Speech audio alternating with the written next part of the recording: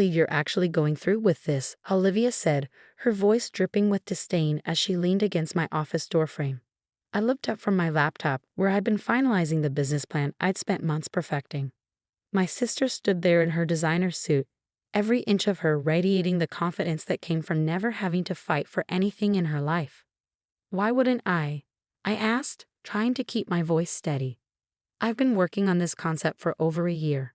The market research shows there's a huge demand for sustainable fashion rental services, especially in—" "Please," she cut me off with a dismissive wave. "You really think you can pull this off? You've never even run a business before."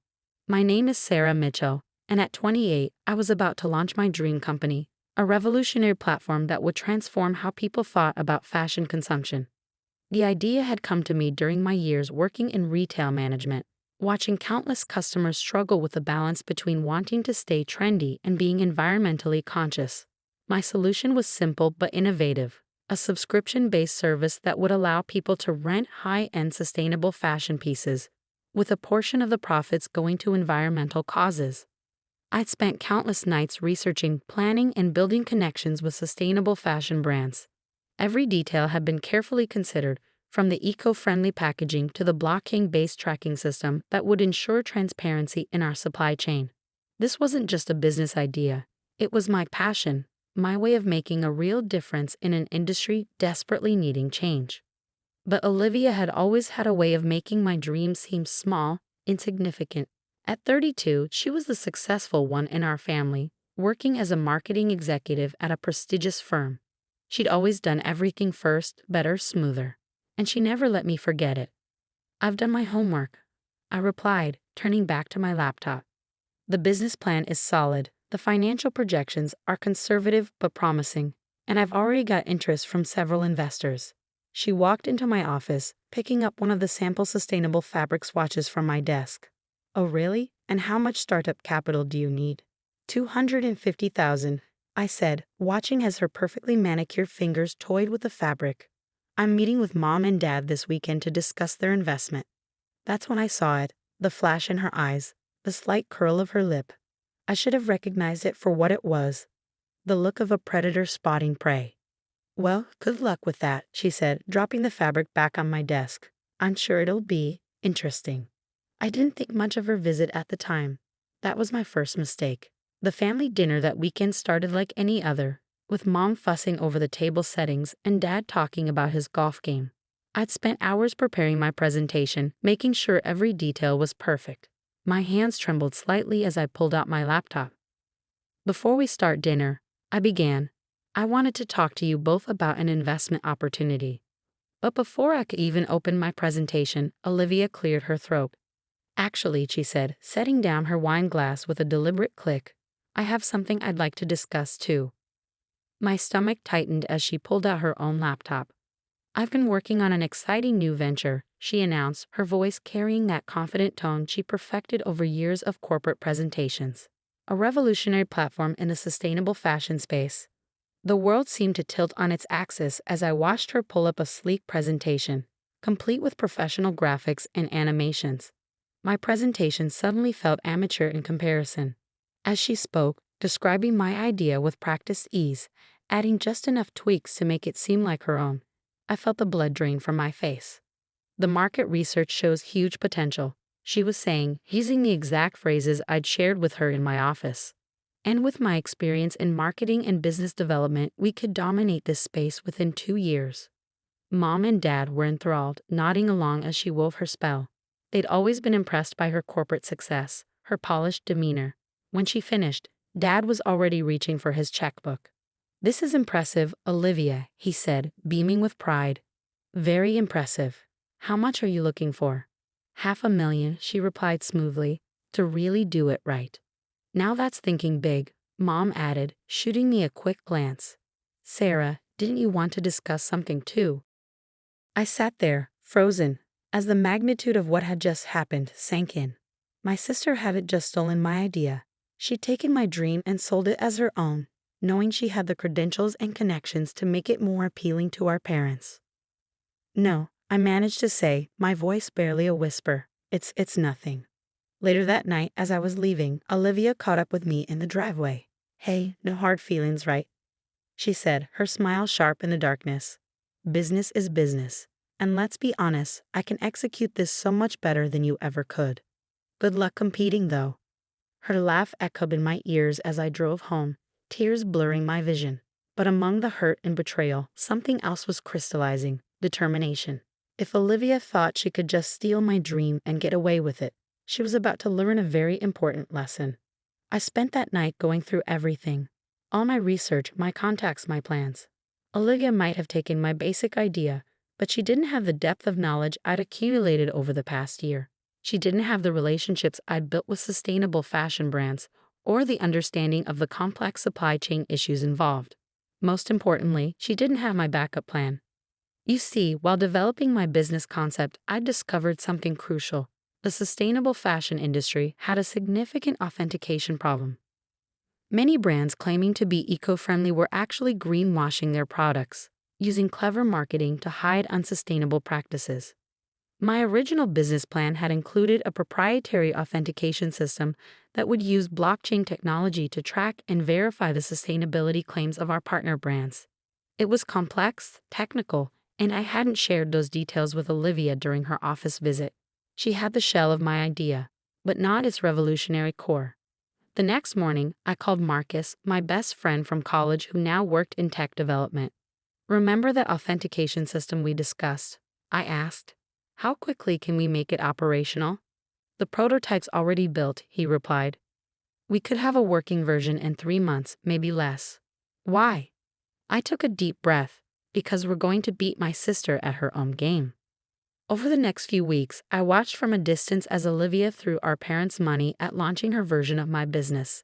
She hired a flashy PR firm, rented expensive office space, and started making grand promises about revolutionizing sustainable fashion. Her company, which she named EcoChick, generated quite a buzz in the local business scene. Meanwhile, I worked quietly but steadily. I sold my car, emptied my savings, and took out a small business loan. It wasn't $500,000, but it was enough to start. Marcus and his team worked around the clock on the authentication system, while I focused on building real relationships with truly sustainable brands who understood the value of what we were creating. I named my company TrueThread, simple, honest, and direct. Everything Olivia wasn't. 3 months later, just as EcoChick was preparing for its grand launch, I made my move. I didn't do it with flashy PR or expensive parties. Instead, I published a detailed white paper revealing the extent of greenwashing in the fashion industry, along with our blockchain-based solution for authenticating truly sustainable products. The paper went viral in sustainability circles. Major fashion blogs picked it up, and suddenly TrueThread was being hailed as a potential game-changer in sustainable fashion. More importantly, several high-profile sustainable brands reached out, excited about the possibility of proving their eco-friendly credentials. Olivia's launch party was scheduled for the following week. I didn't attend, but I heard all about it from Mom, who called to tell me how impressive everything looked. The offices were beautiful, the champagne was flowing, and Olivia gave a passionate speech about revolutionizing sustainable fashion. What Olivia didn't know was that 3 of her biggest potential brand partners had already signed exclusive agreements with TrueThread. They'd been impressed by our authentication system and our genuine commitment to sustainability. More importantly, they'd been concerned about the lack of technical depth in EcoChick's approach. The first cracks in Olivia's facade appeared about 2 months after her launch. Without proper authentication measures, EcoChick had accidentally partnered with several brands that were later exposed for greenwashing. The scandal was minor, but it was enough to make other potential partners nervous. Meanwhile, TrueThread was growing steadily. Our authentication system was proving its worth, and our commitment to transparency was attracting both customers and partners. We weren't growing as fast as EcoChick, but we were building something sustainable in every sense of the word. I was in my office late one evening, reviewing partnership agreements, when my phone buzzed with a text from Mom. Olivia's been drinking. She's very upset. What did you do? I didn't respond. I knew what was coming. The next morning, Olivia showed up at my office. Gone was the designer suit and the perfect makeup. She looked tired, desperate.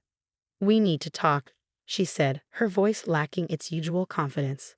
I gestured to the chair across from my desk. the same spot where, months ago, she had dismissed my dreams with a wave of her hand.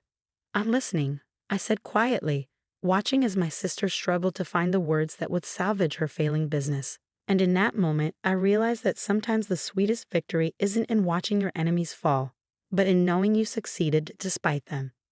Olivia sat across from me, fidgeting with her watch, a nervous habit I hadn't seen since we were kids. The morning light streaming through my office window highlighted the dark circles under her eyes, the slight tremor in her hands. This wasn't the polished sister who had smugly stolen my dreams. This was someone on the edge of desperation.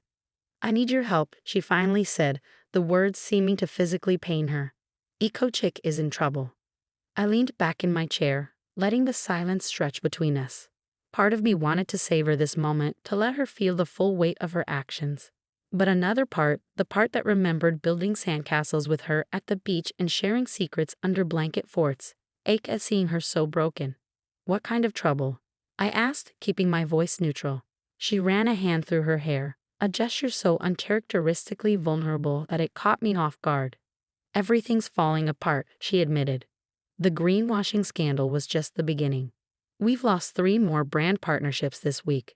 Our authentication process is a mess. We can't verify half the claims our partners make about their sustainability practices. And now," she paused, swallowing hard, "now there's a class action lawsuit brewing.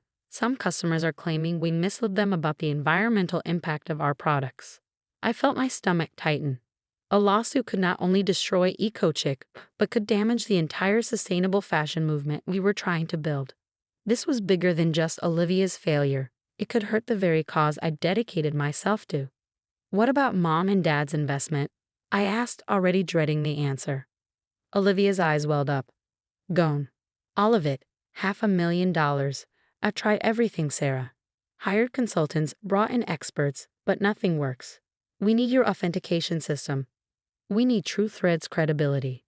The irony wasn't lost on me. The sister who had dismissed my capabilities, who had stolen my idea and claimed she could execute it better, was now asking for the very expertise she'd once mocked. "And what exactly are you proposing?" I asked, my voice steady despite the turmoil of emotions inside me.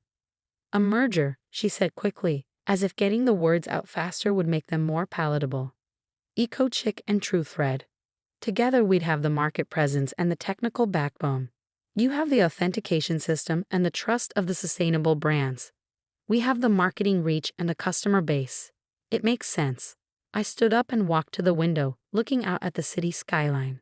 The same view I'd stared at countless nights while building TrueThread from scratch, without family support or connections. Just pure determination and belief in my vision. "It makes sense," I repeated softly, turning back to face her. "Just like it made sense for you to steal my idea and convince our parents to invest in you instead of me. Just like it made sense to laugh in my face and tell me I couldn't compete." Olivia flinched. "I was wrong," she whispered. "I was arrogant and cruel, and I was wrong about everything. You've built something amazing here, something real. I just took the surface idea and threw money at it, but you understood the depth of what was needed. You always did." Her admission hung in the air between us, heavy with years of rivalry and resentment. I sat back down, pulling up TrueThread's latest financial reports on my computer. "Do you know what these numbers mean, Olivia?" I asked, turning the screen toward her. "They show that TrueThread is now valued at over $5 million. We're profitable, growing, and most importantly, we're making a real difference in the industry. We've helped expose 3 major greenwashing operations and provided certification for dozens of genuinely sustainable brands." I let that sink in before continuing. "And do you know how we got here? By understanding that sustainability isn't just a marketing buzzword. It's a commitment that requires knowledge, transparency, and integrity." Olivia nodded, wiping away a tear. "I know that now, but it's not just about the money anymore, Sarah. If EcoChick goes down like this, it could damage consumer trust in sustainable fashion for years.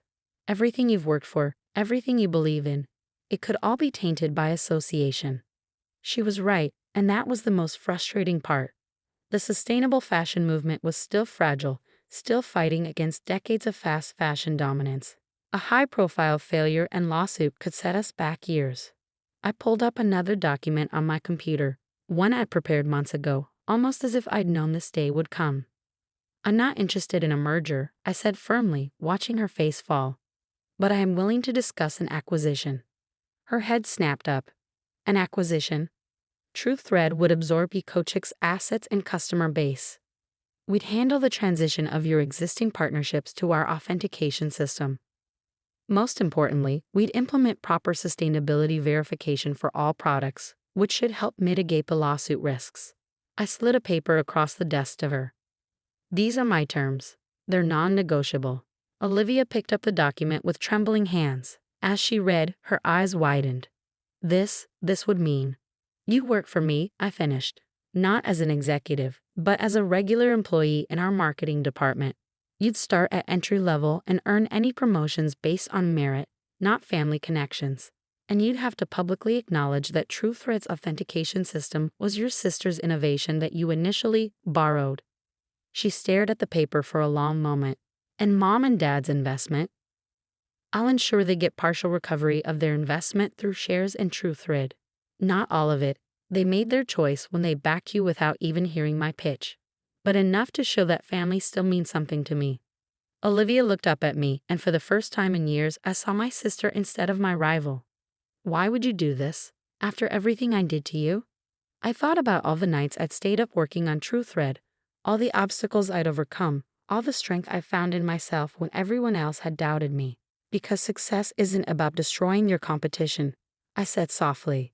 It's about staying true to your vision and your values, and my vision was always about making the fashion industry more sustainable, more transparent.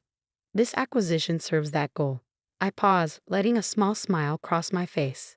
Besides, watching you have to learn things the right way, from the ground up, might be satisfaction enough.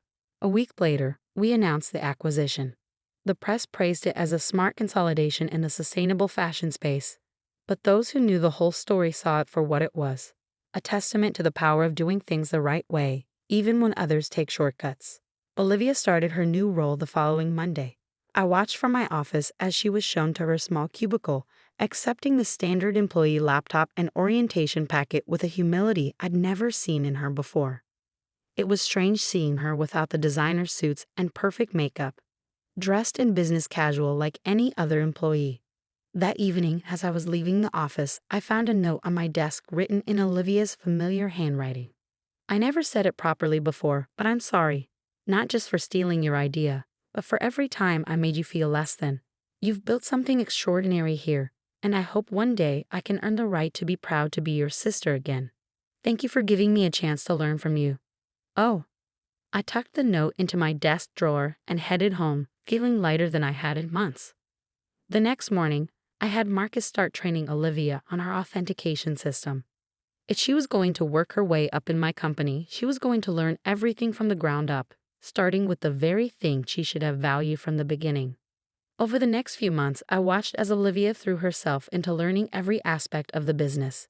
She stayed late, asked questions, and most surprisingly, showed genuine interest in understanding the technical side of our authentication system.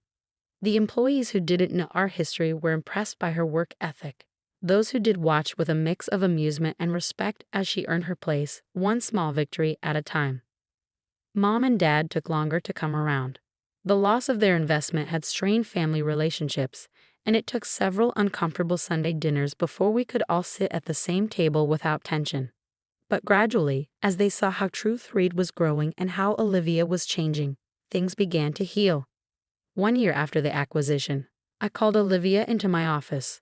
She entered with the quiet confidence she developed, so different from her old arrogance. I've been reviewing your performance reports, I said, gesturing for her to sit. Your supervisors speak highly of your work, particularly your recent campaign for our Authentication Awareness Initiative. She nodded, waiting for me to continue. There's a senior marketing position opening up, I said, watching her carefully. You'd be welcome to apply, just like any other employee. A smile spread across her face, not the smug grin of old, but something genuine and warm. Thank you, but I think I'll wait. I'm still learning so much in my current role, and honestly, I want to earn it, really earn it this time. I felt a surge of pride, not just in my company's success, but in watching my sister become someone who finally understood the value of doing things the right way. Well, I said, standing up and gathering my things. In that case, want to grab coffee. I've been working on some new ideas for expanding our authentication system, and I'd love your marketing perspective. As we walked to the coffee shop, discussing business ideas and sharing genuine laughs, I realized that sometimes the best revenge isn't about getting even. It's about growing beyond what hurt you, and maybe even helping others grow too.